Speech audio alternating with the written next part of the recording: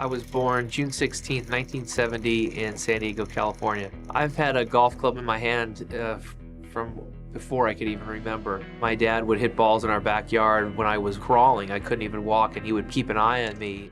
Phil Mickelson turned 55 in 2025, still chasing one more moment of magic. The kind of magic that carried him to 6 majors and 45 PGA Tour titles over a career most golfers only dream about. But 2026 has not been kind to Lefty. He has missed every major championship for the first time in his professional life, gone quiet about why, and found himself swirling in headlines he never signed up for. The man who built a career on gamblers' confidence now looks like a man running from something, and what is unfolding behind the scenes might be messier than anyone realized. Stick around, because by the end of this video, you will understand exactly why things are not looking good for Phil Mickelson and why it could get so much worse before it ever gets better. A career winding down faster than anyone expected. Phil Mickelson's story used to be one of the most thrilling in golf. Can you believe a man could win a major at 50 years old and make it look almost easy? That is exactly what happened in 2021 when Mickelson captured the PGA Championship at Kiowa Island, becoming the oldest man ever to win one of golf's 4 majors. It felt like the start of a new chapter, proof that Lefty still had gas in the tank. Except it was not a new chapter at all. It turned out to be the final chapter of his major championship story, and nobody knew it at the time. Mickelson himself seemed to sense it. Standing on that green with the trophy in his hands, he admitted something that stuck with fans for years afterward, saying it was very possible that win would be the last tournament he ever captured. He was right. He has not won again since, and as he approached his 55th birthday, his own words about his High Flyers GC teammates on LIVV Golf carried a heavier tone, hinting that if he ever became the one holding the team back, it would be time to step aside and let someone else take his spot. That kind of honesty from a 6-time major champion is rare, and it says a lot about where his head has been. Mickelson has 45 PGA Tour victories to his name, a career that began all the way back in 1992, and a resume most golfers would trade anything for, including a spot in the World Golf Hall of Fame that he earned in 2022. He is also one of only a handful of players in history to record 6 runner-up finishes at the US Open, the one major that never went his way despite decades of trying, a gap that still stands between him and the career Grand Slam that so few golfers ever complete. Yet, 2025 offered only glimpses of that old brilliance rather than any real return to form. He posted 3 top 10 finishes on LIV Golf that year, and a tie for 3rd place in Hong Kong marked his first ever podium finish on the circuit since joining in 2022, a small victory that felt bigger than it probably was, given how quiet the rest of his results had been. But golf has never really been the only story with Mickelson, has it? Long before any of this year's headlines, a very different kind of controversy had already chipped away at his image. Back in 2023, a book from professional gambler Billy Walters revealed that Mickelson had reportedly wagered more than $1 billion on sports over 3 decades and sustained losses that Walters claimed were closer to $100 million, far more than the $40 million previously reported by other outlets. Walters even alleged Mickelson once tried to place a $400,000 bet on his own U.S. Ryder Cup team in 2012, a claim Mickelson publicly denied. That same period saw Mickelson named as a relief defendant in a federal insider trading case, one he settled with the SEC by giving up nearly $1 million in trading profits without admitting or denying wrongdoing. Mickelson had already addressed the broader gambling issue himself back in 2022, telling Sports Illustrated at the time that his habit had become reckless and embarrassing and that he had needed to confront it directly. Coming from a man who has spent his whole life projecting total control over every shot, that kind of admission landed as one of the more sobering moments of his public life, long before this year's controversies ever entered the picture. That same year also brought a separate firestorm, when comments Mickelson made about joining Greg Norman's Saudi-backed golf venture surfaced publicly, in which he acknowledged Saudi Arabia's human rights record while arguing the association was still worth pursuing for the leverage it gave him against the PGA Tour. The remarks cost him sponsorships, and drew widespread criticism across the sport. A reminder that his relationship with controversy long predates anything happening in 2026. Have you ever watched someone who seemed untouchable slowly become just another name on a list? That is what has been happening to Mickelson's competitive relevance, piece by piece, tournament by tournament, while an entirely different set of headlines kept chipping away at his reputation in the background. Then came 2026, the year that was supposed to give him one more shot at history. Instead, it became the year his exemption finally ran out. Mickelson's 5-year exemption into the U.S. Open, earned from that 2021 PGA Championship win, expired before the season began, meaning that for the first time in decades, he would need to qualify the hard way, through final qualifying, through LIV golf standings, or through a special exemption from the USGA that never came. At 55, and now 56, that is not the kind of hurdle a legend wants standing between him and the tournament that has haunted his career the longest, given his 6 runner-up finishes there and 0 wins. And just when fans thought his fading form and old scandals were the biggest stories surrounding him, everything changed. And it changed faster than almost anyone in golf media was prepared for. Because what came next had almost nothing to do with golf at all, and it would end up defining his year far more than any scorecard ever could. A season that barely happened. If you have been trying to follow Phil Mickelson's 2026 schedule, here is the truth. There is barely anything to follow. Can you imagine a 6-time major champion playing in essentially a single competitive event across an entire calendar year? That is close to what happened. Mickelson's season opened with a message on social media in February, explaining that he and his wife Amy needed to be present for what he called a family health matter, which meant skipping LIV Golf's first 2 events of the year straight out of the gate. Mickelson and Amy, who he married in 1996 and who share 3 children together, have generally kept their family life away from the public eye, which made this year's repeated references to a family health matter all the more difficult for fans and reporters to interpret. He returned briefly in mid-March at LIV Golf's stop in South Africa, finishing tied for 48th, a result that barely registered next to everything swirling around him. And then he vanished again. Weeks later, he confirmed he would miss the Masters as well, writing on social media that he would be out for an extended period as his family continued to navigate a personal health matter, adding that he had great respect for Augusta National and considered it the most special week of the year even while watching from home.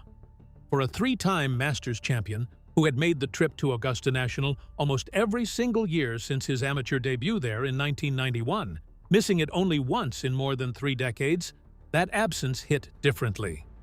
The pattern continued right into May, when Mickelson withdrew from the 2026 PGA Championship at Aronimink, just a week before it began, opening a spot in the field for Max Homa. Around the same time, he told the outlet Flushing It Golf that he wished he could play, but honestly did not know what the rest of his year would look like, only that he hoped to compete again eventually. By June, he was absent from the U.S. Open too, the one major he has famously never won, despite 6 runner-up finishes, a painful footnote to a season that had already taken so much from him. Unlike the Masters, the PGA Championship, and the Open Championship, the U.S. Open does not typically grant past champions a lifetime exemption. And with his 5-year window from the 2021 PGA Championship having expired, Mickelson needed either a strong LIV golf standing or a special exemption from the USGA to get in. Neither materialized, closing the door on the one major trophy that has eluded him for his entire career. Then came the Open Championship at Royal Birkdale. Mickelson has 1 claret jug to his name, captured back in 2013 at Muirfield, and past champions are typically allowed to compete there until age 60.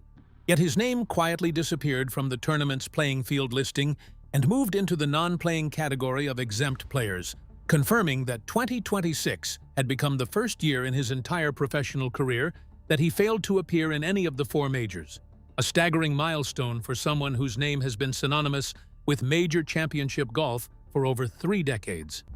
Notably, The decision to skip Birkdale was reportedly made weeks before it became public, with the timing overlapping almost exactly with a separate story that was about to consume his year entirely.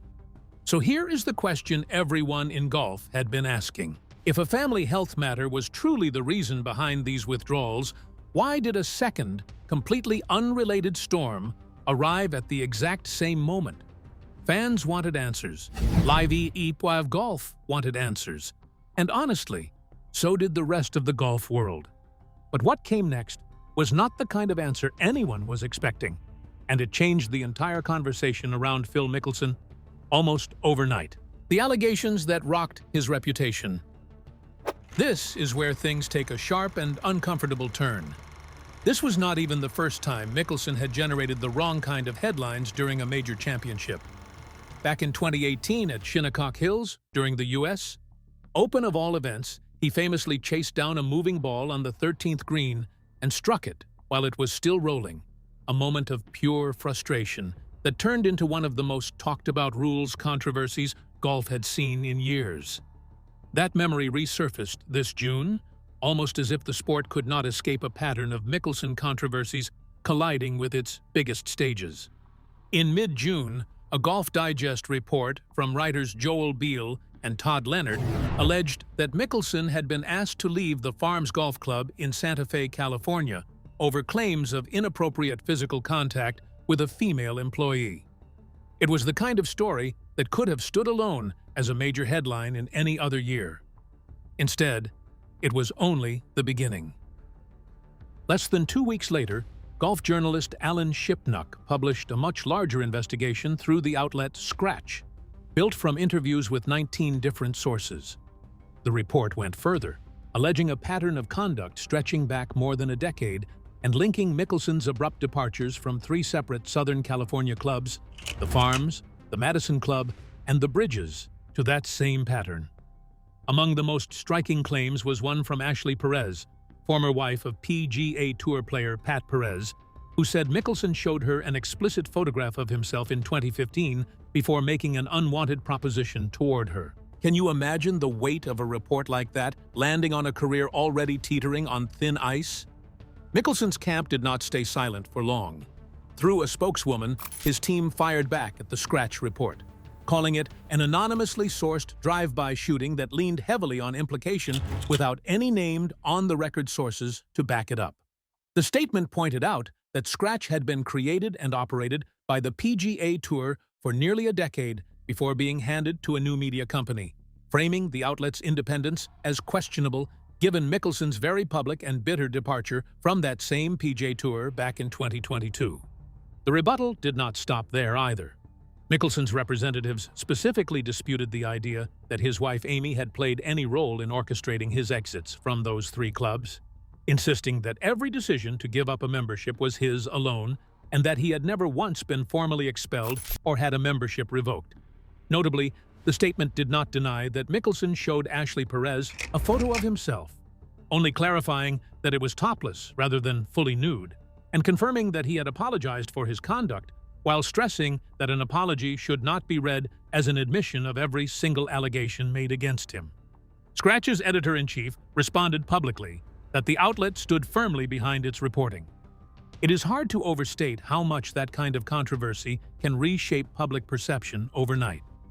One week, Mickelson was simply a legend, fading from competitive relevance, and the next, he was the center of one of the most talked-about scandals in modern golf. Golf media outlets that had spent years debating his place in the record books were suddenly debating something far more personal, and even longtime supporters found themselves unsure what to believe or which side of the story deserved the benefit of the doubt. And if you think that was the peak of his troubles this year, stay right where you are, because the business side of his career was falling apart at almost exactly the same time. Live Golf's shaky ground beneath him. While Mickelson was dealing with the fallout from these allegations, the very league that made him one of the richest golfers on the planet was quietly collapsing around him. Saudi Arabia's public investment fund, which reportedly signed Mickelson to a deal worth around $200 million when he defected from the PGA Tour in 2022, announced in April that it would cease funding LIV Golf entirely after the conclusion of the 2026 season. The PIF had poured more than $5 billion into the league since its 2022 launch, and its statement cited a shift in investment priorities rather than any single failure within the tour itself. Around the same time, PIF chairman Yasir Al-Rumayyan stepped down from his role as Levy Golf's chairman altogether. That announcement alone would have been enough to shake LIV's foundation. But reports throughout the summer suggested the situation was even more urgent than the league initially let on. By June, the Financial Times reported that the PIF had only delivered around $200 million of the roughly $600 million it had committed to fund the remainder of the 2026 season, leaving executives scrambling to close a gap of roughly $400 million just to cover player contracts, purses, and basic operating costs for the final stretch of events. LIV's own CEO would not guarantee that every remaining tournament on the calendar would even take place as scheduled, and the league had already begun an investor roadshow seeking up to $350 million from private equity firms and wealthy individuals just to stay afloat. Where does that leave someone like Mickelson, who has captained his High Flyers GC team since LIV's very first season, yet has watched it finish near the bottom of the standings almost every year, with only one individual title from any of his teammates to show for it? Even the team's roster moves this year told their own story, with Mickelson bringing in reigning NCAA individual champion Michael Lasasso, a young amateur star who gave up a master's exemption of his own just to join High Flyers GC, a signal that Mickelson was still trying to build for the future even as his own present grew increasingly uncertain. Analysts and insiders have increasingly suggested that his path back to the PGA Tour, the tour he left behind while publicly calling it greedy, is essentially closed for good. ESPN's Trey Wingo did not mince words on the subject, describing the bridge between Mickelson and the PGA Tour as burned, detonated, and destroyed beyond any possibility of repair. So picture this: a league that made him one of golf's wealthiest players is running out of money and searching for new investors just to finish its own season. A tour he cannot return to has already made clear there is no path home, and a season where he barely competed has left his ranking, his relevance, and his reputation all hanging by a thread at the same time. His own team's coverage even confirmed that Mickelson has played competitively only once in all of 2026, that single tied for 48th finish in South Africa back in March, while his family continues to navigate whatever health matter has kept him away from the game he built his entire identity around. At 56 years old, with his major exemptions expiring, his allegations unresolved, and the very league that pays him fighting for survival, it is genuinely hard to see where things go from here for Phil Mickelson, and even harder to say with any confidence that the worst of it has already passed. What we do know is that 2026 has already rewritten the final years of Phil Mickelson's career in ways nobody saw coming, and there is no guarantee the rewriting is finished yet. With this, we have come to the end of this video. Thanks for watching. If you enjoyed this video, do well to like, comment, and subscribe for more content. To enjoy more thrilling stories, click now on the following video that pops up on your screen.